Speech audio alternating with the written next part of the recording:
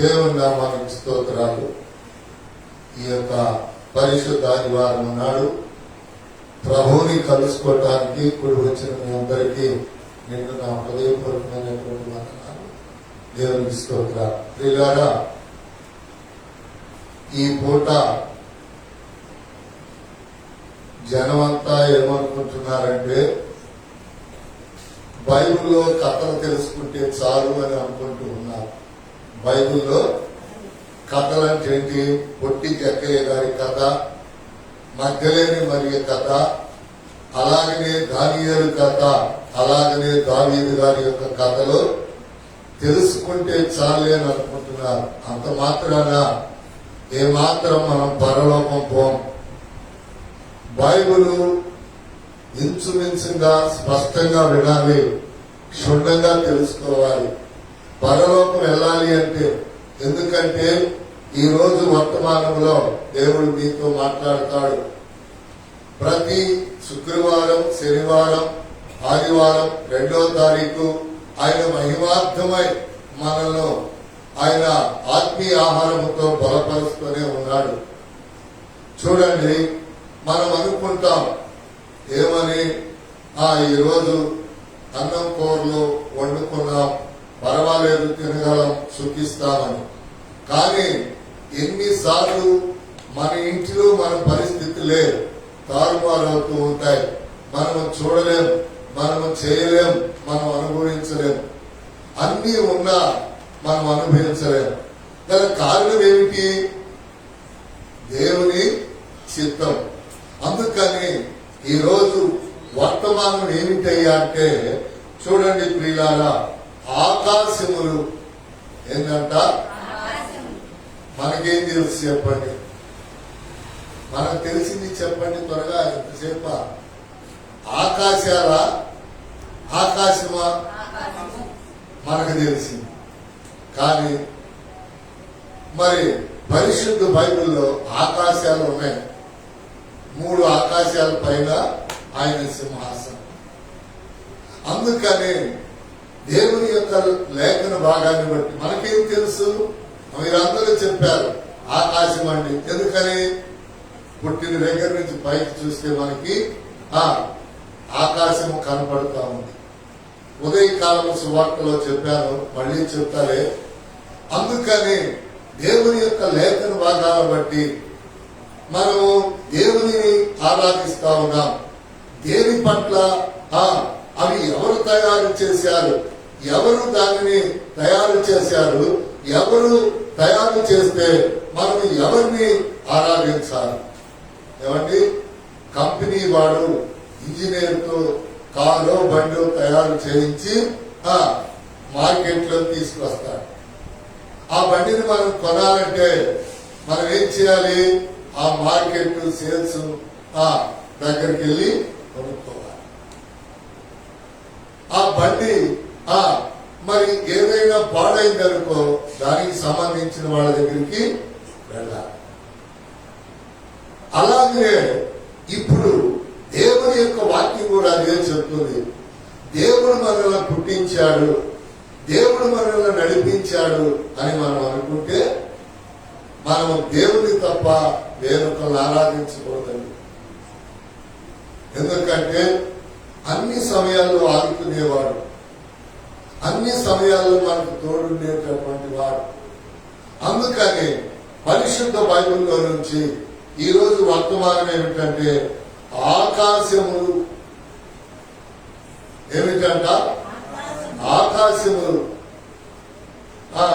బైబిల్లో నుంచి 19వ కీర్తన 1వ వాక్యాన్ని చదువుదాం. 19వ కీర్తన 1వ వాక్యాన్ని చదువుదాం. ఆకాశములు దేవుని మహిమను వివరించుచున్నవి. ఏమిటంట? ఆకాశములు దేవుని మహిమను వివరించుచున్నవి. దేవుని మహిమను వివరించుచున్నవి. చూడండి, అంతరిక్షము ఆయన చేతి పనిని ప్రచురపరుచుచున్నది. ఇప్పుడు మనం ఎన్ని లైట్ వేసుకున్నా రాత్రులు ఎంత వెలుగున్నా చంద్రుడు అనేటటువంటి ఆ నక్షత్రం లైట్ మనకు ఉండాలి. అది లేకపోతే మనం ఏం చేస్తాం? అమావాస్య అప్పుడు ఒక రీతిగా, ఇంకొకప్పుడు ఒక రీతిగా మనం నడుస్తాం. అందుకని ఇక్కడ ఈ దావీదు కీర్తనకారుడు ఏమంటున్నాడంటే, చూడండి, దావీదు గారు అంత గొప్పవాడు ఎలా అయ్యాడు, ఎందుకు అయ్యాడు అనేటటువంటి విషయాలను మనం తెలుసుకున్నట్లయితే. తలపేసి వచ్చావా? వేసావా?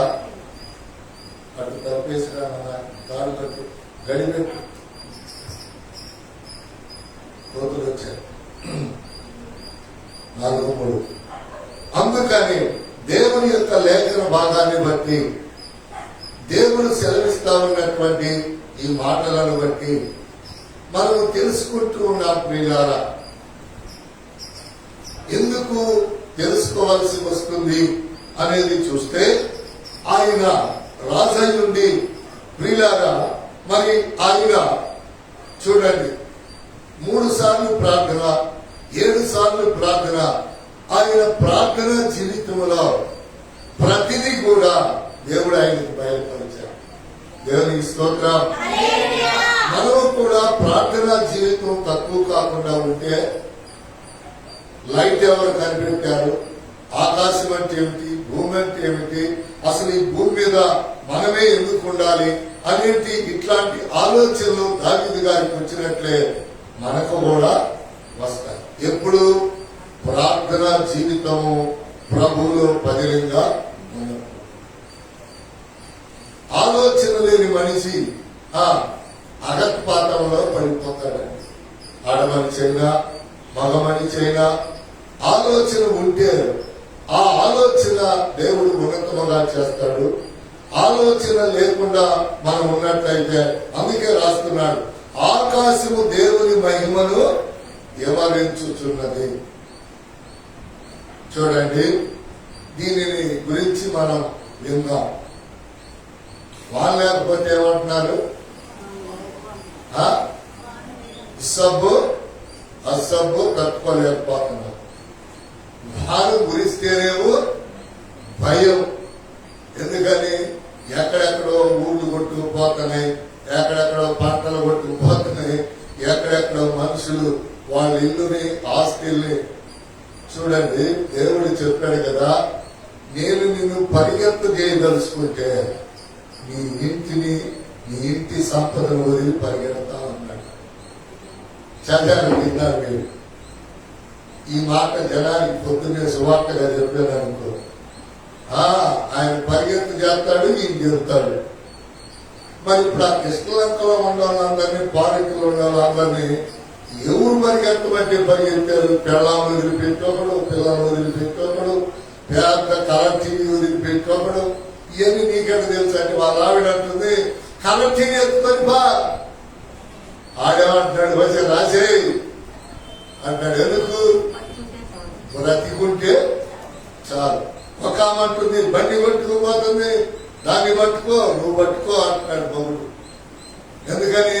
ఆ బండి ఏమిటి ఆడు కొట్టుకుపోతే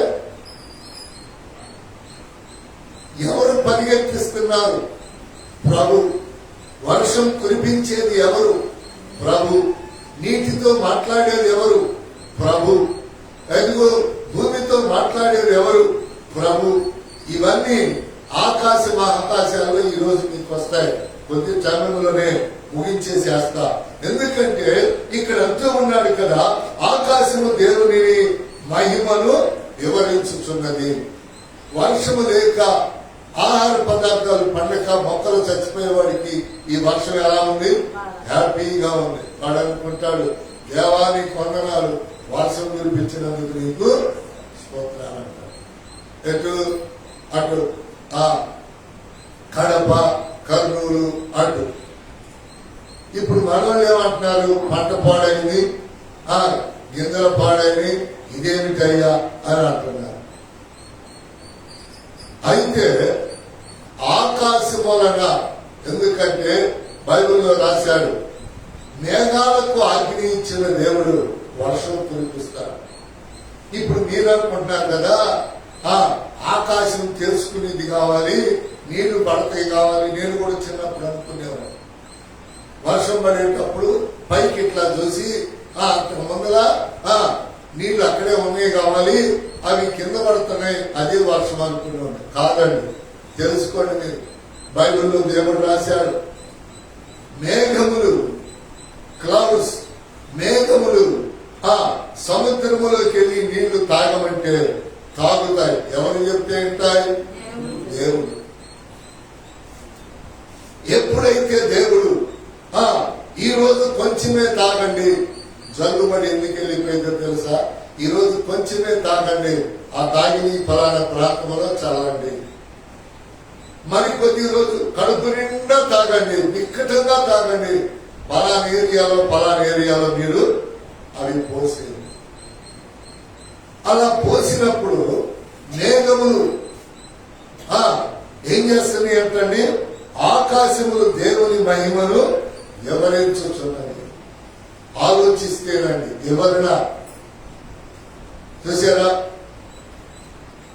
చూడండి, సముద్రములో చేప ఆయన మాట వింటుంది, మేఘాలు ఆయన మాట విని, సముద్రములో నీళ్ళు ఎలా ఉంటాయండి? ఉప్పగా ఉంటాయి. అవి మేఘాలు తాగి పైనుండి కుమ్మరిస్తా ఉంటే వాన నీళ్ళంత తీయగా ఇంకా ఏ నీళ్లు ఉండవు. మీరు వాన వచ్చేటప్పుడు మంచిగా డాబాలు, రేగు చెట్లు కట్టుకొని పట్టుకుంటే నెలల నీళ్లు సరిపోవు. ఏం దెబ్బకి? వాన నీళ్ళకి. అంటే చెప్పండి, ఏ మలినము లేని, నరకలు లేని నీళ్లు మనుషుల పైన, వృక్షాల పైన, అన్నిటిపైన కుమ్మరిస్తారు. మీరు ఎప్పుడైనా రోజు 2 సార్లు మీరు స్నానం చేసిన సబ్బెట్టి మళ్ళా సాయంకాలానికి మీ ఒళ్ళు చూసుకుంటే మీకు తేడా ఉంది. అలా కాకుండా వర్షములో ఒక 10 నిమిషాలు, ఒక 5 నిమిషాలు కనుక తడిస్తే 4-5 రోజులు స్నానం చెప్పినా. ఎందుకని? అవి శుద్ధ జలం. అవేమిటి? శుద్ధ జలం. పైనుంచి పడేది రుచి ఉంటుంది, పైనుంచి పడేది శుభ్రముగా ఉంటుంది. పైనుంచి వచ్చే ఆహారము కూడా పర సంబంధమైనటువంటి జీవాహారం అని ఆయన పేరు పెట్టాడు యేసు ప్రభువు వారు యోహాను రాసిన సువార్తలో. అందుకని అక్కడ చూడండి, ఆకాశములు దేవుని మహిమను వివరిస్తామన్నారు. ఎక్కడ కొనమంటే వివరించడం అంటే ఏంటి? దేవుడి గురించి నువ్వు వివరించడం అంటే ఏంటి? దేవుడి గురించి నువ్వు వివరించడం అంటే ఏంటి? దేవుడు ఏం చెప్పమన్నాడు అది చెప్పలే. ఏమమ్మా, నేను ఆమెకు చెప్పమన్నది చెప్పావా? ఆమెకు చేయమన్నది చేసావా? ఆమెకు నేను చెప్పింది వివరించమని చెప్పావా? వివరంగా చెప్పావా? చెప్పాను. అందుకని ఇక్కడ అంటున్నాడు కదా, అంతరిక్షము ఆయన చేతి పని ప్రచురపరుస్తూ ఉంది. ఆయన చేతి పని అంటాడు. ఏ నక్షత్రం ఎక్కడ ఉండాలో చదువుకునే పిల్లలకు తెలిసింది. బుధుడు, గురుడు, శుక్రుడు అనేటటువంటి గ్రహాలు, సూర్య చంద్రుడు, చంద్ర గ్రహణం, ఇవన్నీ ఎక్కడ పెట్టాలో దేవుడు అక్కడ పెట్టేశాడు. వాటన్నిటి పనులు అవి సక్రమంగా చేస్తాం. వాటన్నిటి పనులు అవి సక్రమంగా చేస్తాం. ఎందుకు ఇలా చేశాడు అనేది మనం గమనిస్తే రెండవ మాటగా చూద్దామా? రెండవ మాట 66:1 యెషయా గ్రంథం 66:1 యెషయా గ్రంథం. చాలా జాగ్రత్తగా చూసుకోవాలి. యెహోవా ఈలాగు ఆజ్ఞయిస్తున్నాడు, ఆకాశము నా సింహాసనము. దేవుని ఆజ్ఞ ఏమిటంట?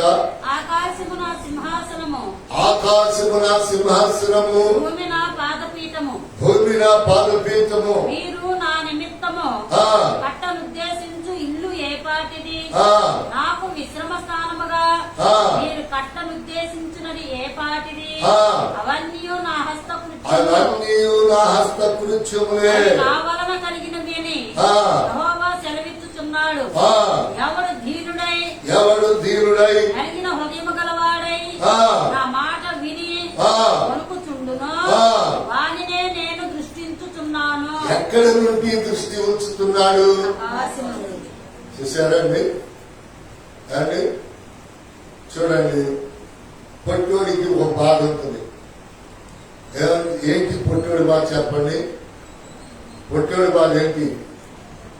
ఎత్తోళ్ళని చూసినప్పుడు వాడికి బాధ, పొట్టిగా ఉన్నానే, ఎత్తుగా ఉంటే బాగుండే అనేటటువంటి బాధ. ఎందుకని? ఎత్తుగా ఉండే వాళ్ళకి వేరు వేరు కనపడతాయి, పొట్టోడికి కూడా కొన్ని కనపడతాయి. పొట్టోడు వంగి చూసినట్లుగా ఎత్తోటోడు వంగలేడు, చూడలేడు. అర్థమైందా? పొట్టోడికి తెలివి ఎక్కువ, పొడవోడికి తెలివి తక్కువ. ఏ ఆడమనిషి అయినా ఏ మగ మనిషి అయినా బాగా ఎత్తుగా ఉంది అంటే ఆ మనిషికి తెలివి తక్కువ. ఎవరైనా పొట్టిదిగా ఉన్నారంటే వాళ్ళకి తెలివి ఖచ్చితంగా ఎక్కువ ఉండేది. మీరు స్నేహం చేసి పరిశీలన చేసి చూసుకోండి, నేను చెప్తాను. ఎందుకంటే బైబిల్లో పొట్టి జాతకి అంత తెలివి ఎక్కడి నుంచి వచ్చిందంటే వాడు పొట్టోడు కనుక. వాడికి ఆ దేవుడు ఆ తెలివి లేదనుకో, వాడు దేవుణ్ణి దూషిస్తాడు. ఇప్పుడేమనుకుంటాడు తెలుసా? నాకు వచ్చినటువంటి తెలివితేటలు సడన్గా ఎవరికి రావు అని పొట్టివాడు అనుకుంటాడు. పడవాడు ఏం పట్టించుకోడు. అందుకని ఆయన సరాసరి దేవుడు కనుక ఆయన సింహాసనం ఎక్కడ పెట్టుకున్నాడంట? యెహోవా ఈలాగు సెలవ ఆజ్ఞయించుచున్నాడు. ఈ రోజు సెలవు కాదు, ఏమిటంట? యెహోవా ఈలాగు ఆజ్ఞయించుచున్నాడు. ఆకాశమున సింహాసనము, ఆయన కూర్చునే కుర్చీ అండి. ఏమిటి? ఆకాశం. మరి భూమి ఏంటి? ఆయన కాళ్ళు పెట్టుకునేటటువంటి పాదపీఠం. చూసారండి? మీరు నా నిమిత్తము కట్టనుద్దేశిన ఇల్లు ఏ పాటిది? నాకు విశ్రామ స్థానముగా మీరు కట్టనుద్దేశింది ఏ పాటిది? అంటే నేను నివాసం ఉండేటటువంటి ఇల్లు ఏ పాటిది? అందుకని అక్కడ రాస్తున్నాడు కదా, అవన్నీ ఉన్న హస్తకృత్యములే. తాపి ఓడికి ఆయన పన్యారం లేదనుకోండి. అంటే నేను చిన్నపిల్లలప్పుడు చాలా మంది తాపి వాళ్ళ గురించి చెప్పుకునేవాడు. వాళ్ళు పొద్దున పూట గోడ కట్టి వస్తే మాటి పొడకి పడిపోయేదన్న. అందుకని వాళ్ళు పొద్దున పూట గోడ కట్టిన గోడ కూనిచ్చిందా వచ్చేవాడు కాదు. ఎందుకని? మాటలకి ఇది పడిపోతే వాళ్ళు కూలివ్వరని. చూసారా? ఈరోజు టాపీ పని ఏముంది? ఆడవాళ్ళు కడుతున్నారు. ఈరోజు టాపీ పనివాళ్ళైనా ఇంకొక పనివాళ్ళైనా చూడండి, ఇదివరకు రాడ్ బెడ్డింగ్ సుత్తితో కొట్టి మలాటితో కొట్టి పేగులు మోటాయి. ఈ రోజు ఏమి లేదు, వాడు వంకరం తీయడు, టెంకరం తీయడు. రోడ్డు మీద పడేసి దాంట్లో కటింగ్ మిషన్ తో కట్ చేయడం, భయం అనుకుంటా కట్టడం. సరిగ్గా రాడ్ బెడ్డింగ్ తీయట్లేదు కనుకనే 10 సంవత్సరాలకి ఎక్కడ సొమ్ము వంకగా ఉందో అక్కడ స్లాబ్ పగిలిపోతుంది. పాస్ గారు మీకెక్కడ తెలుసు అంటే, ఆ పార్క్ రోడ్ లో మన స్వర్ణలత టీచర్ గారు ఇల్లు రిపేర్ చేసినప్పుడు చూస్తే అది రాడ్ బెండింగ్ ఓడి లోపం. ఎవడి లోపం? రాడ్ బెండింగ్ ఓడి లోపం. వాళ్ళు బ్యాంక్ ఉద్యోగస్తులు కనుక పట్టించుకోవాలా, ఆ రాడ్ అసలు బెండ్ తీరా, రాడ్ బెండ్ తీరా. వాడు ఎక్కడ పెద్ద వంకలు ఉన్నాయో అక్కడ నొక్కేసింది. ఎందుకని పాస్టర్ గారు అని మీరు అంటే, అక్కడ సున్నము మరి ముక్క సిమెంట్ కాయలు కనుక తక్కువగా ఉండింది కనుక అది పగిలిపోతుంది. చూసారా? కనుక ఆనాటి పనికి ఈనాటి పనికి చాలా తేడా ఉంది. ఆ తేడానే బైబిల్ చెప్తా ఉంది. చూడండి, అక్కడ ఏమంటున్నాడు? చూడండి, ఆకాశమున సింహాసనము, భూమి నా పాదపీఠము. చూసారా? ఇంకా ఏమంటున్నాడు? మీరు నా నిమిత్తము కట్టును దేశం ఏ పాడిది. ఒకవాళ్ళు ఏమంటారు?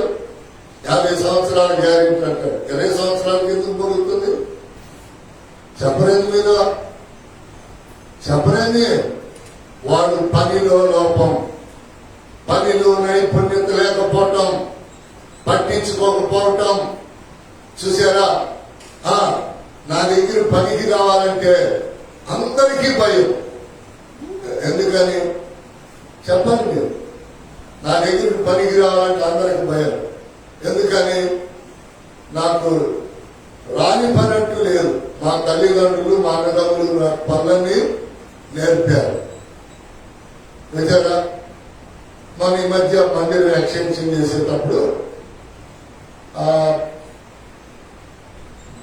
మక్కివారిపేట నుంచి ఒక అతను వచ్చాడు. ఒక అతను వచ్చి పాస్టర్ గారికి ఏం తెలియదు, నేను చదువుకున్నాడని సిమెంట్ కలపడానికి మేస్త్రి చెబితే ఆడవాళ్ళని కలపమని పక్కన వచ్చని కాళ్ళకి సిమెంట్ అవ్వడం కలుపుతా ఉన్నాడు. సిమెంట్ కలిపేవాడు. నేను అన్నాను, ఏమయ్యా మగ మనిషి, కాస్త నువ్వైతే బాగా కలుపుతావు, అది దేవుని ఇల్లు, కొంచెం బాగా కలుపు, నువ్వు ఆడవాళ్ళకి లేదు నువ్వు తీసుకున్నా. లేదంటే నాకంటే వాళ్ళు బాగా కలుపుతారు, వాళ్ళు పని బాగా వచ్చినాడని వాళ్ళని మొలక చెట్టు ఎక్కించాడు. ఏం చెట్టు ఎక్కించాడు? మొలక చెట్టు ఎక్కించాడు ఆడాలి. నేను అన్నాను, సరే నువ్వు కలపకపోతే నేను కలుపుతానంటే, మీకు సున్నం కలపటం వచ్చా ఏమంటాడు? మీకు సున్నం కలపటం వచ్చా? గుర్తుపెట్టుకోండి, మీరు కూడా మీ పిల్లలైనా మీరైనా ప్రతి పని నేర్చుకొని విడిచిపెట్టాలి. అర్థమవుతుందా? అప్పుడే మనల్ని ఎవడు కూడా మోసం చేయలేరు. అలాగే ఒక మేస్త్రి వచ్చాడు ఆ గొంతులో నాపరాయి వేయడానికి.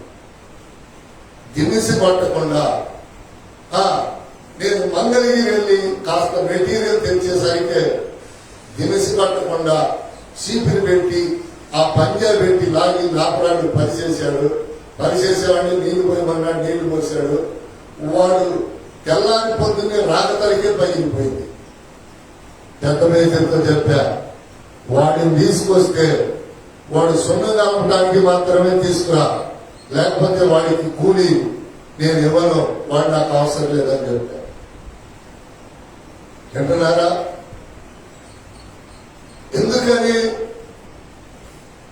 ఎందుకని ఇక్కడ ఏం రాస్తున్నాడు? మీరు నా నిమిత్తము కట్టను చేసింది ఏ పాటిది, నాకు మిశ్రమ స్థానము మీరు కట్టను చేసింది ఏ పాటిది. చాలా మంది అంటారు, ఇల్లు కట్టించాను, ఇల్లు కట్టాను అంటారు. ఇల్లు కట్టింది నువ్వా? ఎవరు కట్టింది? కాంట్రాక్టరా? తాతీ మేస్త్రి కట్టాడు. అందుకని దేవుని యొక్క వాక్యములో అవన్నీ నువ్వు ఇల్లు కట్టుకో, మందిరము కట్టుకో, నా హస్తకృత్యాలే. ఇంకా ఏమంటున్నాడు? అవి నా వలన కలిగినవని యెహోవా సెలవిచ్చుచున్నాడు. మందిరం కట్టుకున్నావా? దేవుడిచ్చాడు, స్తోత్రం. ఇల్లు కట్టుకున్నావా? దేవుడిచ్చాడు, స్తోత్రం. ఎందుకయ్యా అంటే ఆయనకి ఆకాశము సింహాసనము గాను, భూమి పాదపీఠము గాను ఉండాలి కనుక మనకు కూడా కూర్చోటానికి కుర్చీ, పండుకోవటానికి ఇల్లు, ఇవన్నీ ఉండాలని దేవుని యొక్క ఆలోచన. అందుకని అక్కడ రాస్తున్నాడు, ఎవడు దీనుడై నలిగిన హృదయము గలవాడై నా మాట విని వణుకుచున్ననో వాని మీదనే నేను దృష్టి పెట్టాను. ఏమన్నారంటండి? వణుకు, భయం. ఎవరి మీద?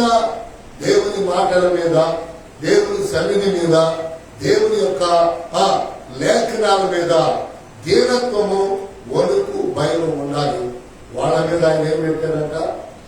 చెప్పండి, ఏం పెట్టాడంట? మనసు, దృష్టి పెట్టాడంటాడు. ఏం పెట్టాడు? వారిని నేను దృష్టి ఇచ్చి ఉన్నాను. అంటే ఏంటి? మీరందరూ నన్ను చూడాలి, నేను మీ అందరినీ చూస్తున్నానని మీరు అనుకుంటారు, కానీ నేను ఎవరినో ఒక్కడనే చూస్తాను. అర్థమైందా? మీరందరూ ఏమనుకుంటారు చెప్పండి? నన్ను చూస్తున్నాడు పాస్టర్ గారు, నన్ను చూస్తున్నాడు అనుకుంటారు. కానీ నేను ఒక్కడనే చూస్తా ఉంటా. కానీ మీరేం చేస్తారు? నన్ను చూస్తున్నాడు, నన్ను చూస్తున్నాడు.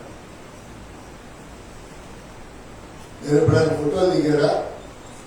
ఫోటోలు దిగలేదా? పెళ్ళప్పుడు లాగి దింపారు ఆ ఫోటో. ఆ ఫోటో మీరు ఇటు నుంచో చూసుకోండి, నీ అంత చూసినట్టే ఉంది. ఇటు నుంచో చూసుకో, నీ ఫోటోవే ఇటు నిన్ను చూస్తున్నట్టు. కానీ కారణం ఏమిటి? కెమెరా సెట్టింగ్స్ అలా ఉంటే నువ్వు ఆ మూల చూస్తున్నావు అనుకో, ఒక ఆనంది కదా, అమ్మా ఏందమ్మా ఆయన ఫోటో అంత పెద్ద చేసి పెట్టామంటే, ఆయన నన్ను బలి చూసేవాడు పాస్టర్ గారు, అందుకని ఆయన చూడాలని నేను పెట్టుకున్నా. ఇప్పుడు ఆమె ఎవరు చూస్తున్నారు? చచ్చిపోయినా ఆయన ఫోటో చూస్తారు. అక్క మరి నువ్వు అటు అటు కూర్చున్నప్పుడు అంటే నువ్వు అనుకో, నీకు ఈ ప్రాణం పెడతాను అక్కడ, నువ్వు అక్కడ కూర్చొని తింటావు, నువ్వు ఫోటోకి వెళ్ళే చూడు, ఆయన నిన్ను చూస్తా ఉంటాడు. నాకు నేర్పిందా? హల్లెలూయా. ఇదిగో ఇక్కడున్నావు కదా, ఇక్కడికి వచ్చి వేస్తా, అప్పుడు నేను టీ తాగుతా ఉన్నా, టీ తాగుతా కూర్చో, ఆయన నీ వైపే చూస్తా. అంటే ఆలోచన ఏంటి? నేను ఈ గదుల్లో ఏడున్నా, ఏడ కూర్చున్నా, ఆయన నా వైపే చూస్తున్నాడు. భ్రమ ఏమిటి? ఒక్కోసారి చూడండి, మీరు ఎవరన్నా 2-3 సార్లు ఎవరన్నా వచ్చి పడుకున్నప్పుడు పిలిచారంటే, మూడోసారి ఎవరు పిలవాల్సిందా? ఎవరో వద్దనా? ఎవరు పిలిచారు నిన్ను? భ్రమ. చూసారా? అందుకని దేవుని యొక్క వాక్యంలో ఎవరు ఆడమనిషి అయినా మగ మనిషి అయినా దీనుడై తగ్గించుకొని, చూడండి, నలిగిన హృదయము గలవాడై నా మాట విని కొనుకుచున్న హృదయం ఏమవ్వాలంట? చెప్పండి. హృదయం ఏమవ్వాలంటే, ఇప్పుడు మీరందరూ అనుకుంటున్నారు కదా, నాకు ఈ కష్టాలేంటి, నాకు ఈ బాధలేంటి, నీవు గొప్ప ఆశీర్వాదం కావాలి అంటే గాలిలో మినువుల పాట బండిలో పోసుకున్నాడు కొంచెం వచ్చుగా, దాన్ని ఏమేం చేయాలి? భర్త చేయాలి, పొట్టు తీయాలి, ఇంకేమేం చేయాలి? నానబెట్టాలి, గ్రైండ్ వేయాలి, నలిగిందో మీరు చూసుకోవాలి, దానికి కాస్త అల్లం పచ్చిమిరకాయ ఇంకేదైనా తగిలించి అప్పుడు ఆ పాట తినొచ్చుగా. మళ్ళీ అట్ట తినం, మళ్ళీ దాన్ని ఏం చేయాలి? కాగిన నూనెలో వేసి ఎర్రడాలుగా కాల్చుకొని అప్పుడు ఏంటంటే కొంతమందికి ఆ మ్యాచింగ్ సరిపోదు. చికెన్ కర్రీ కానీ నాటుకోడి పులుసు కానీ కావాలి, కానీ అప్పుడు ఏంటంటే. ఎందుకండి మరి ఇవన్నీ అంటే మీరు గుర్తుపెట్టుకోండి, భర్త చనిపోయినా, పిల్లల మాట వినకపోయినా, కుటుంబాలు ఏమైనా, ముక్క చెక్కలైనా మన హృదయం ఏమైపోతా ఉంటుంది? నలిగిపోతా ఉంటుంది. అది ఒకరికి చెప్పుకునేది కాదు. భర్త చనిపోని, భార్య చనిపోని, పిల్లల మాట వినకపోని, పిల్లలు చనిపోని, అది ఒకరికి చెప్పుకునేది కాదు. ఎప్పుడైతే మన హృదయం పప్పు పడినట్టు గ్రైండర్లో పడి నలుగుతా ఉంటుందో, ఆటోమేటిక్ గా మనలో చూడండి, మీకు ఫర్ ఎగ్జాంపుల్, అందరూ ఉన్నప్పుడు ఒక మనిషి తగాదాకు వెళ్ళేది వేరు, ఎవరు లేనప్పుడు ఆ మనిషికి తడబడతా ఉంటుంది, తగాదాడుకుంటుంది. ఎందుకు? అమ్మో నాకెవరు లేరు, నేనైతే అట్లా తగాదలోకి ఏం పడుతుంది ఆ మనిషికి? చెప్పండి. కొంతమందికి అయితే అయ్యాయి కూడా వస్తా ఉంటుంది, కొంతమందికి దొడ్డికి వస్తా ఉంటుంది, కొంతమందికి ఏది గొడవలప్పుడు. చూసారా? ఎందుకని? శరీరంలో క్షేమని నా మాటలు కాదు, పరిశుద్ధ బైబిల్లో పెద్ద ప్రవక్త అయినటువంటి యెషయా చెప్తున్నాడు, ఆయన పట్ల దేవుడు ఉన్నాడంటే ఆయనకి ఇవన్నీ అనుభవాలు, శరీరం వలగటం, కుటుంబాల్లో మరణం. అందుకని ఆయన ఇక్కడ ఎన్నో రకాలుగా రాస్తూ ఆయన అంటున్నాడు, ఎవడైనను దీనుడై నలిగిన హృదయము గలవాడై నా మాట విని వణుకుచుండును వాని మీద నేను దృష్టి చేశారా. చాలా మంది అనుకుంటారు, ఫర్ ఎగ్జాంపుల్ ఎంతో మంది భర్తలు బ్రతికున్నప్పుడు భార్యల్ని ఏ పనికి పానివ్వరు, వాళ్ళకి ఏమీ తెలియదు. వాళ్ళకి తెలిసిందాలు ఏంటంటే సంసారం, వండుకోవటం, తినటం, ఇల్లు శుభ్రం. ఇప్పుడు ఆ వ్యక్తి లేదు, మరి ఆ కుటుంబం ఎలా చెప్పండి? ఆ కుటుంబం ఎలా చెప్పండి? ఆ కుటుంబం ఎలా? అందుకని దేవుడు అంటాడు కదా, నా దగ్గర మీరు నేర్చుకోండి.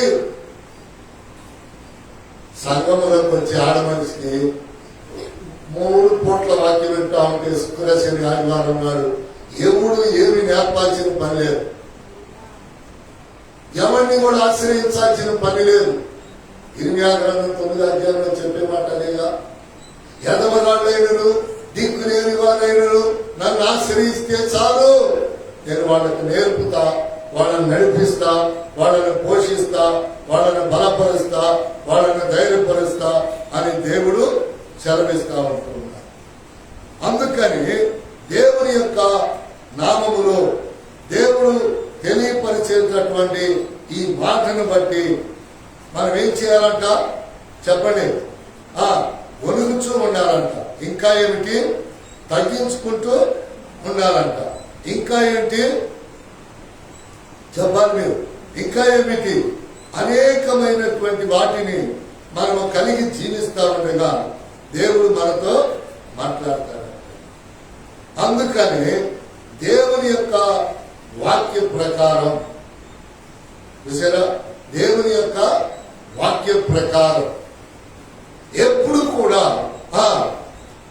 అంటే అటు చూసేటటువంటి దేవుడు ఇప్పుడు దేవుని కళ్ళలో ఎక్కడికి వచ్చారు? కుటుంబంలో ఎవరు బాధపడుతున్నారు, లోకంలో ఎవరు బాధపడుతున్నారు, ఏ స్త్రీ బాధపడుతుంది, ఏ పురుషుడు బాధపడుతున్నాడు, అతనికి నేను ఏమి పెట్టించి ఏమి ఇప్పించి నేను అతన్ని తృప్తిపరచాలి. దేవుని యొక్క గొప్ప ప్రణాళిక, దేవుని యొక్క గొప్ప ప్రణాళిక. ఎందుకు దైవజనుడా ఇవన్నీ దేవుడు చేస్తాడంటే, మరి ఆయన పిల్లలం, ఆయన దేవుడికి ఇంకెవరు చేస్తారు చెప్పండి? ఆడవాళ్ళని మానవులు మోసం చేసి వదిలేస్తా ఉంటారు. కానీ దేవుడు ఎప్పుడైనా బైబిల్లో గాని ఈ ప్రార్థన జీవితాల్లో గాని ఏ స్త్రీనైనా మోసం చేశాడా చెప్పాలి మీరు? నెవర్. ఆయన చేయడు. చేయటానికి ఆయనకు అవసరత లేదు. ఆయనకు మేలు చేయటం, ఉపకారం చేయటం, ఏదైనా చేయటం ఇవ్వటమే ఆయనకు తెలుసు. కానీ పొరపాటున మరి ఒకటి ఆయనకు తెలియదు. ఇంకా నువ్వేంటి చెప్తావు? కానీ ఆడవాళ్ళు ఏమంటారండి? ఆడవాళ్ళు ఏమంటారు? మగవాళ్ళు ఏమంటారు? ఆడవాళ్ళు మాట్లాడితే సహజం అండి, మగవాళ్ళు కూడా మాట్లాడతారు. భాష గారు చెప్పయ్యా, దేవుడు నాకు అన్యాయం చేశాడు. రండి యోగ పుస్తకానికి మీ బైబిల్ విప్పండి, యోగ పుస్తకానికి మీ బైబిల్ విప్పండి, యోగ పుస్తకానికి మీ బైబిల్ విప్పండి.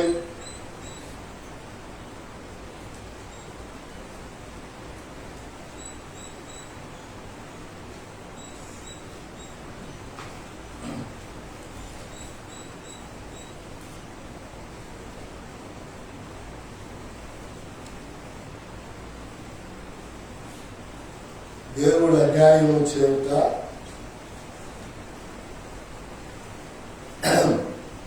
34 అంటలైన్ చేసుకోండి. యవనస్తులు అంటలైన్ చేసుకోండి. మీకు మీ జీవితాల్లో రేపు ఏం జరిగిన ఈ మాట మీరు మాట్లాడకూడదు. 34:10 34:10 విజ్ఞానం గల మనుషులారా నా మాట ఆలకించుడి. ఆ, దేవుడు అన్యాయం చేయట అసంభవము. ఏంటంట దేవుడు అన్యాయం చేయట అసంభవము. ఎవరికి? మానవులకి, స్త్రీలకి, పురుషులకి. ప్రియులారా, నాకు ఇష్టమైన మాట. మరి మనోళ్ళు ఏం చెప్తారండి? చెప్పండి, దేవుడు అన్యాయం చేసేవాడు మాట. చెప్పాలి. ప్రతి వాళ్ళు మా కుటుంబాన్ని అన్యాయం చేశాడు, మా ఇంటిని అన్యాయం చేశాడు, ఇదిగో నా పిల్లల్ని అన్యాయం చేశాడు అని వీళ్ళు అనటమే కానీ దేవుడు ఎప్పుడైనా అన్యాయం చేశాడంటే చెయ్యలేదు అని బైబిల్ స్పష్టంగా సెలవిస్తారు. అందుకని దేవుని యొక్క వాక్య ప్రకారం దేవుడు మనతో మాట్లాడుతూ ఉన్నాడు. దేవుడు మాట్లాడేటటువంటి ఈ మాటలో మనము తెలుసుకోవలసినటువంటి చాలా విషయాలు మనకు తెలియపరుస్తా ఉన్నారు. ఎందుకండి ఆయన తెలియపరిచేదంటే ప్రియులారా, దేవుడు మనకు తెలియపరచకపోతే మరి మనకి ఎవరు తెలియపరుస్తారండి? అండి, ఎవరు తెలియపరుస్తారు? అందుకని ఎప్పుడు కూడా సంఘానికి వచ్చే స్త్రీకి ఎవరు నేర్పాల్సిన పని లేదు. ఎందుకంటే ఆమె సంఘములు, సేవకుడు అన్ని మాటలు తెలియపరుస్తాడు కనుక అవన్నీ చక్కగా తెలుసుకుంటాడు. తెలుసుకొని చూడండి, తెలుసుకొని ఆమె ఏం చేసిందయ్యా అంటే ఆ ప్రకారం బ్రతకటానికి ప్రయత్నము చేసింది. చూసారా? అందుకని చూడండి ఇందాక నేను చెప్పానుగా, ఇందాకేం చెప్పాను ఈ మాటకు ముందు? పిల్లలైనా, పెద్దోళ్ళైనా, ఎదవరాళ్ళైనా దేవుడి మీదే ఆశ పెట్టుకోవాలి. రాష్ట్ర గారు దేవుడి మీద ఆశ పెట్టుకుంటే అది చేస్తాడా? చేస్తాడండి. చూడండి, ఇర్మియా గ్రంథం 49:11 చూడండి. ఆడవాళ్ళైనా మగవాళ్ళైనా దేవుడు అన్యాయం చేయుట అసంభవం. 49:11 అనాథలకు నీ పిల్లలను విడువము. అనాథులైన నీ పిల్లలను విడువము, నేను వారిని సంరక్షించేదను. నీ విధవరాండ్లను నన్ను ప్రేమింపవలెను. ఆశ్రయింపవలెను. ఎవరినంట? ఎవరిని ప్రేమించాలి? ఎవరిని ఆశ్రయించాలి? మీరెవరైనా సరే, ఎప్పుడైనా సరే భర్త చనిపోయిన అమ్మాయికి ఈ మాట చెప్పండి. ఎవరితో స్నేహం పెట్టుకున్నా కండలు ఉన్నంత వరకే, కోరికలు తీరేంత వరకే. దేవుడు అయితే ఏం చేస్తాడో తెలుసా? ఏం చేస్తాడు? నాకు ఇంతమంది తెలుసు నాడు, నేను చెప్పినా నా మాట వినకుండా వాడిని నమ్ముకొని, చిన్నప్పుడు పాత సామెతలు ఆడ దగ్గరగా పోతే ఇల్లు వల్ల ఒళ్ళు వల్ల ఆడవాళ్ళు సామెతలు చెప్పేవాళ్ళు చిన్నప్పుడు. ఒళ్ళు వల్ల ఇల్లు వల్ల దేవుని దగ్గరికి వచ్చేవనుకో, దేవుణ్ణి ఆశ్రయించేవనుకో, సంఘము నిన్ను పోషించాలి. హల్లెలూయా చెప్పు. సంఘము నిన్ను ఆదరించాలి. హల్లెలూయా చెప్పు. దేవుని సంఘములో నువ్వు చేరేవంటే, దేవుని సేవకులతో నువ్వు నడుస్తున్నావంటే నిందలు ఎన్ని వచ్చినా వాటన్నిటిని నిందారహితం చేసేస్తాడు. అందుకని ఇక్కడ రాస్తున్నాడు, అనాథలకు నీ పిల్లలను విడువము, నేను వారిని సంరక్షిస్తాను. చూసారా? ఎంతో మంది తల్లిదండ్రులు వాళ్ళ పిల్లల్ని నాకు అప్పచెప్పినప్పుడు, ఎంతో మంది భార్యని నాకు అప్పచెప్పినప్పుడు వాళ్ళని సురక్షితంగా తిరిగి వాళ్ళకి అప్పచెప్పారు. నేను పడ్డాను ఇందులో అవమానాలు, మీరేం పడ్డారండి? దేవుడు ప్రేరేపిస్తే ఎవరితో నన్ను మాట్లాడుతూ ఉంటే ఏం లేదు, చేస్తాడో అప్పుడు తీసుకోవటం, ఆ మనిషికి నాకు ఈ వీళ్ళే లింక్ చేసి కట్టడం. ఎన్ని నిందలు! నేనేమో వాక్యానుసారంగా ప్రేరేపించబడి ప్రభు ఆత్మకు లోబడి నేను నడుస్తా ఉంటే, వీళ్ళందరూ వాళ్ళ ఇష్టానుసారంగా ఈ రోజున దేవుడు ఏం చేశాడో తెలుసా? ఒక నిందారహితుడిగా నిలబెట్టాడు. హల్లెలూయా. అందుకని అక్కడ రాస్తూ ఉన్నాడు. ఏమేమి రాస్తున్నాడు చూడండి. నేను వారిని సంరక్షించదను, నీ వెధవరాలను నన్ను ఆశ్రయించవలనని చెప్పు. చూసారా? వెధవరాలు ఎవరైనా సరే దేవుణ్ణి ఆశ్రయించాలి. ఎవరిని ఆశ్రయించాలి? దేవుణ్ణి. ఎందుకు దేవుణ్ణి మనం ఆశ్రయించాలి? ఎదవరాన్ని ఎందుకు ఆశ్రయించాలి? తల్లిదండ్రులు లేని పిల్లల్ని ఎందుకు ఆదరించాలి? చూసారా ప్రియులారా?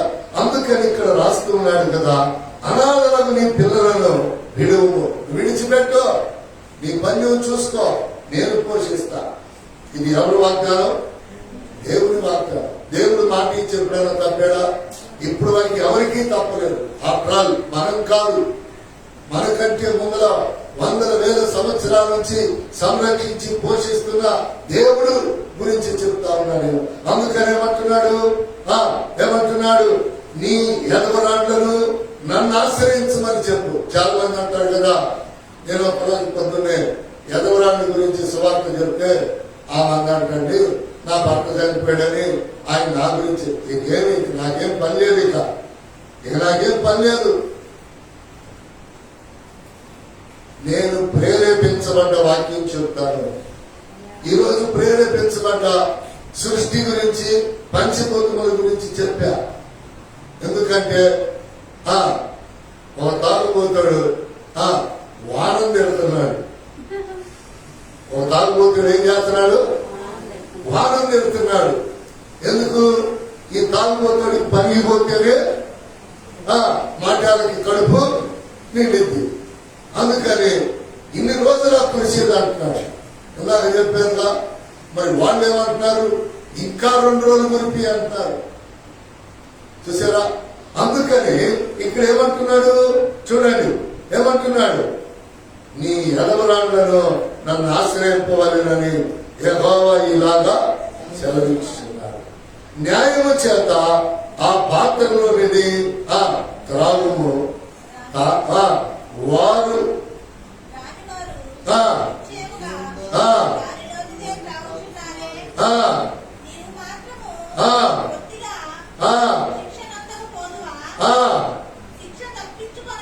శిక్ష తప్పించుకొనక మీరు నిశ్చయముగా. ఏమిటి త్రాగేదంటే సారాయి భ్రాంతి కాదు. ఆయన శరీరం నరకానికి వెళ్లకుండా దేవుడు చేస్తాడండి. ఎక్కడికి వెళ్లకుండా దేవుడు చేస్తాడు. ఏమి చేస్తాడు దేవుడు అంటే, మనలో నేను ఇందాక చెప్పాను కదా మీకు, గాలిని ఊరికే నోట్లోకి రావు అండి. మనం ఎట్లా అంటున్నామే, మరి ఒక పదార్థాన్ని తినాలంటే ఎంత నలిగిపోతుంది. మరి ఏదైనా మనం నీసు తినాలంటే ఒక జంతువు ప్రాణం, దానికి ఎంత బాధండి చెప్పండి. కానీ ఇవన్నీ చేస్తా ఆలోచిస్తా పోతే మనం ఏమి తినలేము. ఇక మనం బంగాళదుంపలు తింటాం, అది కూడా మరి తోలితే చచ్చిపోయింది, అవి కూడా తినాం. చూసారా? అందుకని దేవుని యొక్క నామము పేరిట ఎన్నో మాట చూడండి. మరి ఒక మాటలోకి నేను వస్తూ ఉన్నా. ఆ మాట ఏమిటంటే ప్రియులారా, చూడండి 102వ కీర్తన 25, 102. ఉదయం చెప్పాను, ఉదయం ఈ మాటలో నుంచి కొన్ని మాటలు చెప్పాను. 102వ కీర్తన 25, త్వరగా. ఆదియందు నీవు భూమికి పునాది వేసితివి, ఆకాశములో కూడా నీ చేతి పనులే. ఎవరంటే భూమికి పునాది వేసింది ఎవరు? దేవుడు. ఆదికాండం 1వ అధ్యాయం మీరు చదవనవసరం లేదు, చూస్తే భూమి ఒక ఆకారం లేదండి. అప్పుడు ఎక్కడ ఏమి చేయాలి, ఎక్కడ పర్వతాలను పెట్టాలి, ఎక్కడ అరణ్యాన్ని పెట్టాలి, ఎక్కడ నదులను పెట్టాలి, ఎక్కడ సముద్రాన్ని పెట్టాలి అంటే ఇప్పుడు మనం ఎవరిని నమ్ముతామండి? ఎవరిని నమ్ముతాం? మనం ఇల్లు కట్టుకునేటప్పుడు మనము ఎలా, ఎక్కడ వంట రూము, ఎక్కడ బెడ్రూము, ఎక్కడ హాలు, ఇవన్నీ ఏ రీతిగా మనం చేసుకుంటామో అదే దేవుడు చెప్తున్నాడు. ఏంటి దేవుడు చెప్పే ఈ మాట అనేది మనం గమనిస్తే ఈయన కూడా ఎవరండి? ఎవరు? చాలా మంది అంటారు కదా, అబ్బా దావీదు లేకుండా ప్రసంగం ఉండదండి ఆదివారం. పేదవాడు రాజయ్యాడండి. గొర్రెల కాపరి 40 తండ్రి, కొడుకులు, కుమారులు పరిపాలిస్తూనే వచ్చారండి. చూసారా? ఇక్కడ చూడండి అండి, ఎంత దుఃఖం దావీదుకి, ఎంత కష్టమండి దావీదుకి. ఈ 102వ కీర్తన దుఃఖము చేత ప్రాణము సొక్కిపోయి యెహోవా సన్నిధిని పెట్టినటువంటి మొర్రంటండి. సొక్కిపోవటం అంటే ఏంటో తెలుసా? ప్రార్థన చేసి చేసి అలసిపోవడం. చూడండి, దుఃఖము చేత ప్రాణము చొక్కిపోయిన వాడు, దుఃఖాలు, కష్టాలు, కన్నీళ్లు. మనం ఏమనుకుంటాం తెలుసా? ఇప్పటి నుంచి ఇక చాలా మంది నాతో చెప్తారు, ఇక వచ్చే సంవత్సరం ఏం పర్వాలేదండి పాక్షి గారు, కొత్త సంవత్సరం రాత్రికి వచ్చింది ఒక కష్టం. నేను అడిగితే అంటే అప్పుడు ఇలా అన్నాడు కదండి, ప్రార్థన పెట్టినప్పుడు ఏంటన్నాం అనుకో, అని ఏమంటారు, నాకేం తెలుసండి ఇది వచ్చిందని, ఈ నింద వచ్చిందని, ఈ కష్టం వచ్చిందని, ఈ బాధ వచ్చిందని మాకేం తెలుసండి. తెలియదు కనుక దేవుడు అంటున్నాడు, కీడులను తప్పించే దేవుణ్ణి నన్ను వదిలిపెట్టి నువ్వెక్కడికి వెళ్ళవద్దు. నువ్వు ఏ పని చేసుకున్నా, నువ్వు ఎక్కడ తిరిగినా.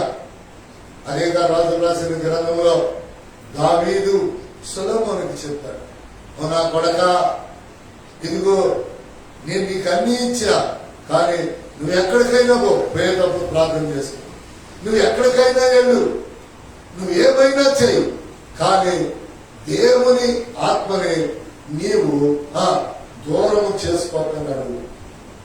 ఏమంటాడు? నువ్వెక్కడికి వెళ్ళినా, నువ్వేం చేసినా, ఇదిగో నేను నీకు అప్పగిస్తున్నా. ఆయన దావీదు ఏమన్నాడో తెలుసా అండి? ఎవరిని? సొలొమోను. ఇదిగో ఈ ఆస్తి జాగ్రత్త, ఈ ఇల్లు జాగ్రత్త, ఈ పిల్లల జాగ్రత్త, అలా నిన్ను నన్ను కనిపించి పోషించి నడిపించిన దేవుని జాగ్రత్తగా నీ దేవుడైన యెహోవా అప్పగించిన దానిని కాపాడి, నీ దేవుడైన యెహోవా అప్పగించిన దానిని కాపాడి, ఆయన మార్గములను అనుసరించిన ఎడల, ఆయన మార్గములను అనుసరించిన ఎడల, నీవు ఏ పని పూనుకొనినను, నీవు ఏ పనైనా పూనుకో, ఎక్కడ తిరిగినను, నువ్వు ఏ పనైనా పూనుకో, ఎక్కడైనా తిరుగు, అన్నిటిలో వివేకముగా నడుచుకొందువు. అన్నిటిలో వివేకముగా. ఎవరికి చెప్పం, సీక్రెట్. కానీ ఉదయకాల ప్రార్థన కీడులను తప్పించుకోండి. ఒక్కోసారి నేను ఎవరైనా జనం వచ్చినప్పుడు బయటకు వెళ్ళేటప్పుడు తక్కువసేపు ప్రార్థన చేసుకుని త్వరగా కారు ఎక్కువ బండి ఎక్కువ, దేవుడు అంటాడు తొందరపడుతున్నావు అంటాడు. ఏమంటాడు? తొందరపడుతున్నా అంటే ఏంటి? నాకు ఇంకా ప్రార్థన సరిపోదా? ఏది? జరగబోయే కీడులు, జరగబోయే ప్రమాదాలు నీకు నేను తప్పించాలంటే నాకు ఇక్కడ ప్రార్థన సరిపోదా? సామెతల గ్రంథంలో 16:3 మాట్లాడుతూ చూడండి. సామెతల గ్రంథం 16 పక్కకు చెప్పండి.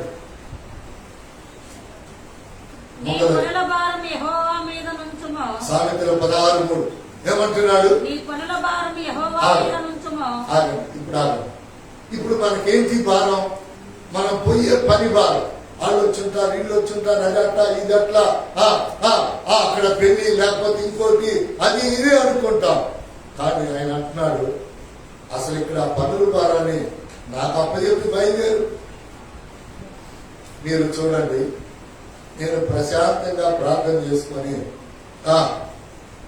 బయలుదేరి చెప్పిన టయానికి మీటింగ్లకి ప్రార్థనకి వెళ్తా.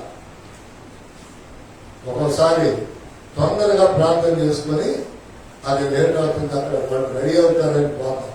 పోతే లేదు, వాళ్ళు అలాగే కూర్చుంటారు. స్టేజీ కాడ కూర్చోరు, స్టేజీ కాడ లేదు. ఇక నేను 2 గంటల సేపు వాళ్ళ కోసం నేను అక్కడ కూర్చోను. అలా కాకుండా నేను కాస్త ప్రార్థన ఎక్కువ చేసుకొని బయలుదేరుతున్నాను అనుకో, వాళ్ళే ఇక్కడ నాకు ఫోన్ చేస్తారు. నేను చేయాల్సిన పర్లేదు, పాస్టర్ గారు పిల్లలకు కలిగేశాం, పాస్టర్ గారు రెడీగా ఉన్నారు, మీరు రాకమే ఆలస్యం. చూసారా ఏమంటారు? మీరు రావటమే ఆలస్యం, మీరు రావటమే. పెట్లా సార్ లైట్ పెట్టి పైన త్వరగా.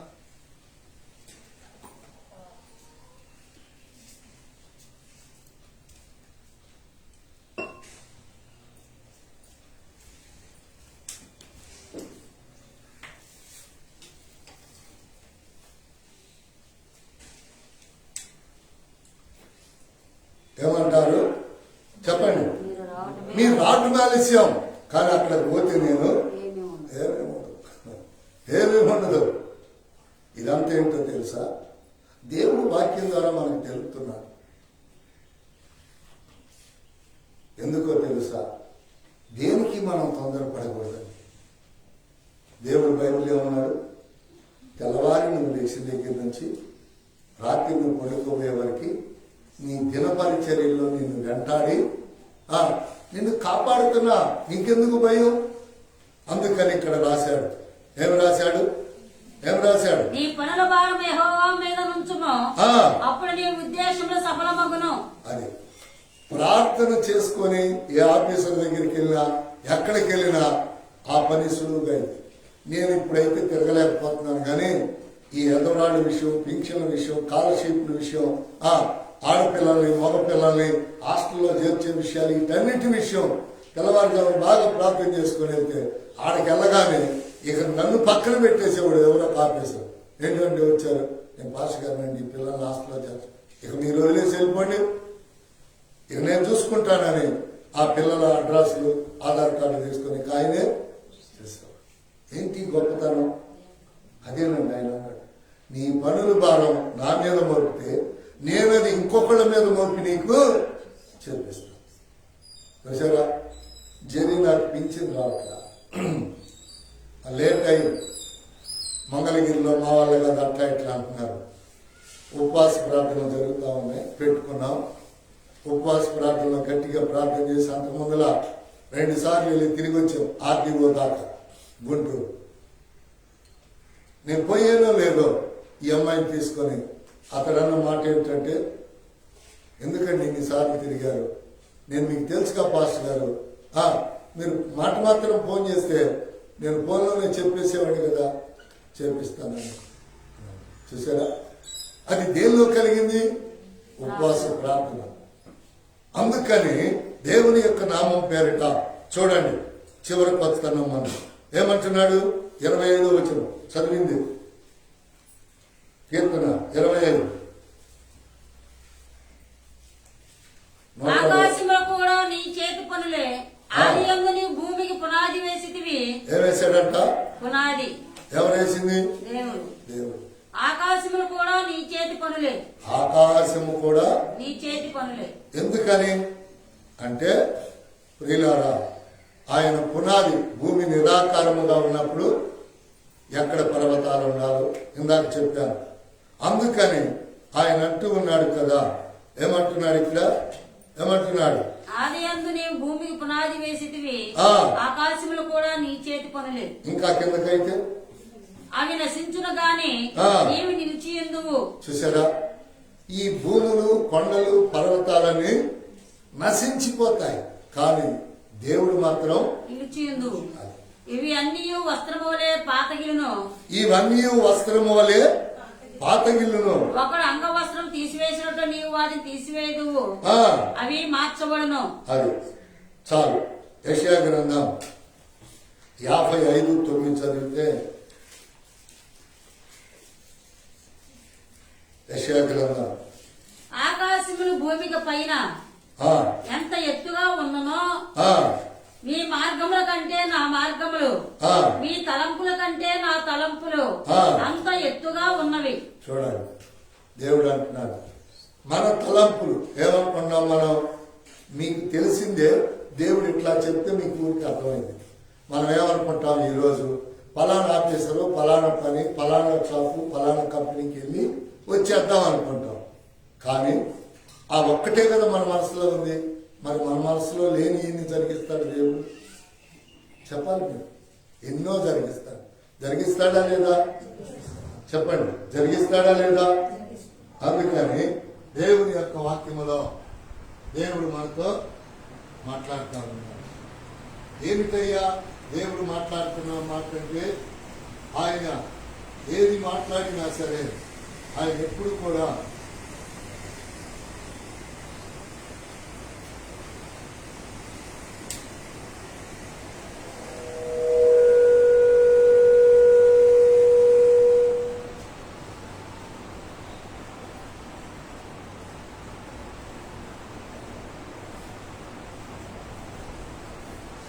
ఆయన ఏది మాట్లాడినా ఎప్పుడు కూడా ఆయన తప్పడని, ఆయన మాట తప్పేవాడు, నెరవేర్చేవాడు.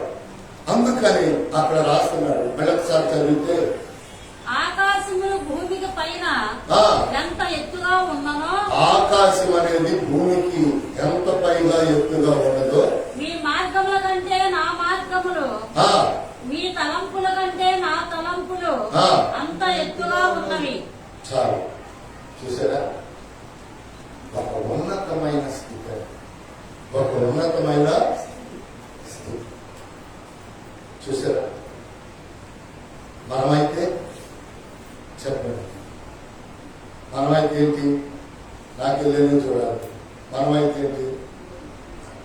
మనమైతే ఈ జీవితం ఎంతతోనే ముగింప, ఈ ఈడితోనేనా, ఈ ఇంతేనా, ఈ ఇంతేనా, ఈ ఇల్లేనా, ఇదేనా అని మనం అనుకుంటాం. కానీ దేవుడు ఆయన సర్వసంపద గనిలో నుంచి మనకి ఎన్ని ఇచ్చుంటాడండి? ఎన్ని ఇచ్చుంటాడు చెప్పండి. మీరు చెప్పరు, ఎందుకంటే మీరు పుట్టుకతో కోటీశ్వరు. మీరందరూ ఎవరు? పుట్టుకతో కోటీశ్వరు. నేనైతే కట్టి పేదవాడిని. నేనైతే చెప్తా ఖచ్చితంగా. ఎందుకని ఇదే ఇంటిలో సిరి శాపం మీద ప్రారంభించిన మా జీవితం ఈ రోజున ఇన్ని అంగులు ఆర్భాటాలు. అసలు వీటన్నిటికంటే రాజుని ఎదుట, అధికారులు ఎదుట నా దేవుడు నన్ను నిలువబెట్టి వాళ్ళను తక్కువ చేసి సర్వగణతమైన ప్రభావాలు నేను ఆయనకి చెల్లించేటట్లుగా చేస్తున్నాను. హల్లెలూయా. చూసారా? నేను బ్రతకటమే కాక అనేకులకు బ్రతుకునిచ్చేటట్లు. చూసారా? చాలా మంది అంటారు, ఏమండి వాళ్ళ ఇంటికి వెళ్తున్నాడండి, అన్నం తింటాడండి, వీళ్ళ ఇంటికి వెళ్తాడండి, టీ తాగుతాడండి.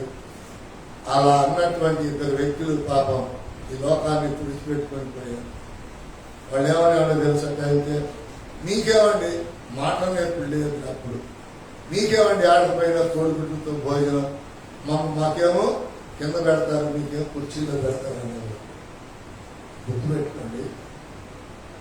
ఎందుకు ఈ మాట బైబిల్లో దేవుడు ఇలా చెప్పాడంటే, అక్కడ రాస్తూ ఉన్నటువంటి మాట ఎప్పుడు కూడా దేవుణ్ణి నమ్ముకున్న వాళ్ళని తక్కువ చేసి దేవుడు చూపెట్టాడు. ఆయన సిద్ధాంతమే కాదు, ఎక్కడికి పట్టినా గొప్ప చేసి నిలబెడతాడు.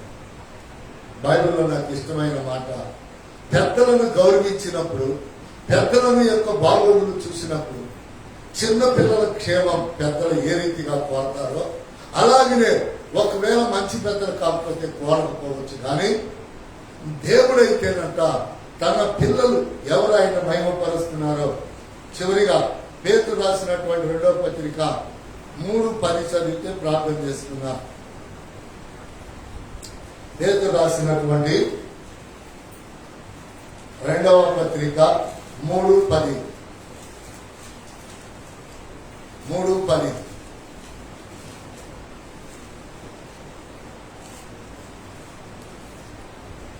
3:10. అయితే ప్రభు దినము దొంగ వచ్చినట్లు వచ్చును. ఆ దినమున ఆకాశములు మహాధ్వనితో గతించిపోవును. ఏది? దేవుడు చేతితో నిర్మించిన ఆకాశమేమి, భూమి ఏమి, ఇంకా చెప్తే ఎక్కువ సమయం అయింది, చెప్పలేదు. ఇప్పుడు దేవుడు ఏమన్నాడు?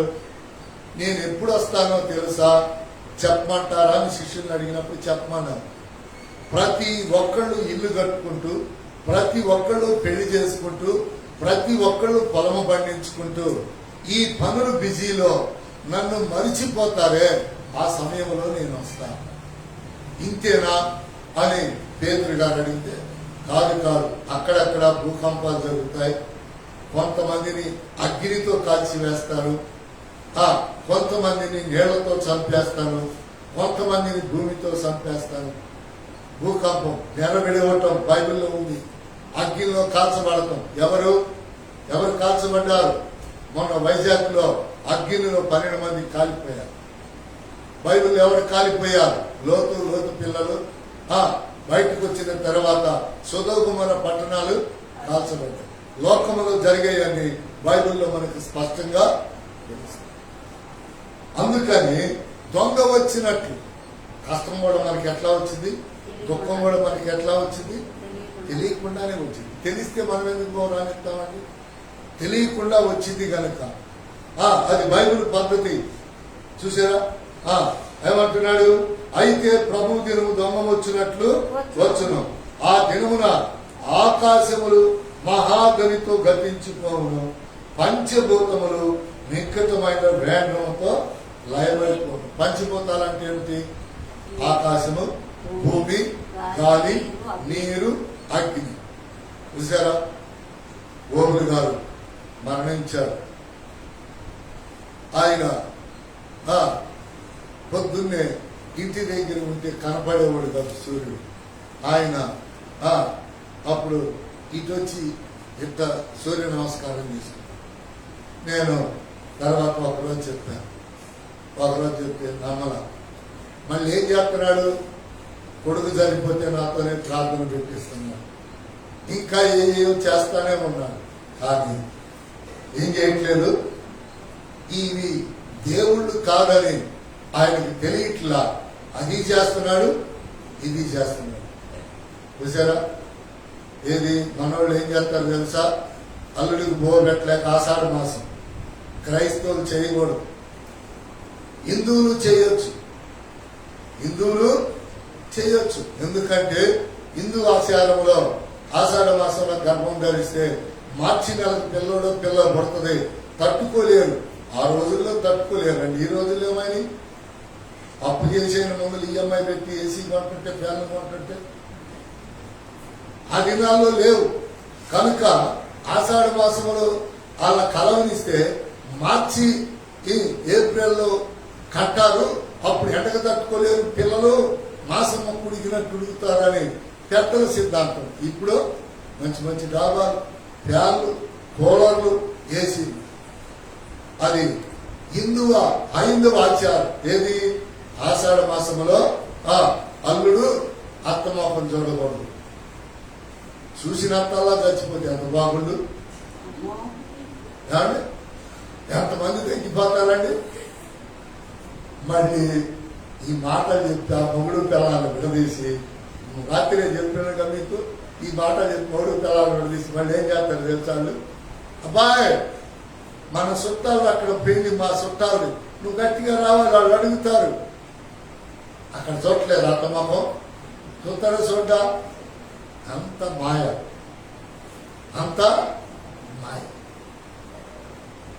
అల్లుడికి బోబెట్టలేక ఆషాఢ మాసం అంటే క్రైస్తవులు చేయకూడదు. హైందవులు చేసుకోవచ్చు, హిందువులు చేసుకోవచ్చు. ఎందుకంటే విశ్వాసులు చేయకూడనివి ఇవి, అవిశ్వాసులు చేసేవి అవి. మన విశ్వాసులం. మనం ఏ పనైనా, ఎందుకని పెళ్ళప్పుడు ఏం చెప్తాడు పాస్టర్ గారు?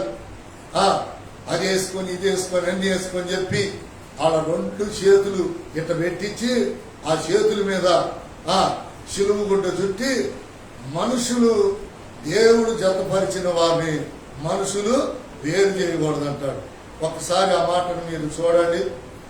కొరింథీయులకు రాసిన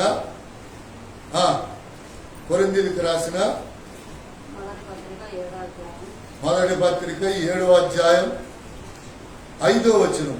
నా మాటలుగా చూడండి, త్వరగా ప్రార్థన చేద్దాం, సమయం అవ్వలేదు. ప్రార్థన చేయుటకు మీకు సదవకాశం కలిగినట్లు కొంతకాలము వరకు ఉభయులు సమ్మతి చొప్పునే తప్ప ఒకరినొకరు ఎడబాయకుడి. మీరు మనస్సు నిలుపలేకపోయినప్పుడు సాతాను మిమ్మల్ని శోధింపకుండానట్లు తిరిగి మరలా కలుసుకోవాలి. ఇది నా హితోపదేశమే కాని ఆజ్ఞ కాదు. ఆజ్ఞ కాదు అంటే ఇది నా మంచి మాటే కాని దేవుని ఆజ్ఞ కాదు. అందుకని దేవుని యొక్క నామము పేరిట సేవకుడు ప్రార్థన చేశాడు. చూడండి, మందిరములో పెళ్లి 2 చేతులు పెట్టి సిలువు కొట్టేసి చుట్టి వీళ్ళని ఎవరు వేరు చేయకూడదంటే అత్తమామలు ఏం చేస్తున్నారు? వేరు చేస్తారు. ఆ శాపం, ఆ కీడు ఇంకా కిందకు చదివితే వాళ్ళ మనవాళ్ళకి వాళ్ళ మనవరాళ్ళకి కూడా తగిలిందంట. ఏ కీడు? భార్యాభర్తలను విడదీసినటువంటి కీడు. ఇంకా ఇక్కడ ఏం చెప్తున్నాడు చూడండి. చాలు చాలు, పేతురు రాసిన పత్రిక ప్రార్థన చేద్దాం. ఏమంటున్నాడు? ఇదిగో ఆ దినమున ఆకాశము మహాధ్వనితో గతించిపోవును, పంచభూతములు వికృతమైన వేంద్రముతో లయమైపోవును, భూమియు దాని మీదనున్న కృత్యములను కాలిపోవును. ఇవన్నీ ఇట్లు లయమైపోవునవి గనుక ఆకాశములు రౌలుకొని లయమైపోనట్టు పంచభూతములు మహావేంద్రంతో తగ్గిపోనట్టు దేవుని దినపు రాకడ కొరకు కనిపెట్టుచు దానిని ఆశతో అపేక్షించుచు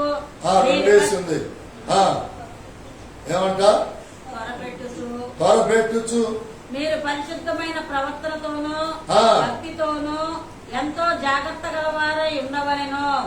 ఎట్లాగా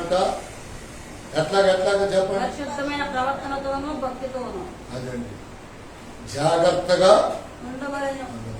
మన వాళ్ళకి అన్నిటికీ పోవటానికి పరిగి గాని మందిరానికి రావటానికి మాత్రం మట్టి పింజారు ఏం చేసింది? కదిలినట్టే ఉంటది కానీ ఒక్క కూడా దూరం. చూసారా, నువ్వు త్వరపడాల్సింది మందిరానికి రావటానికి, నువ్వు త్వరపడాల్సింది దేవుడి దగ్గరికి రావటానికి.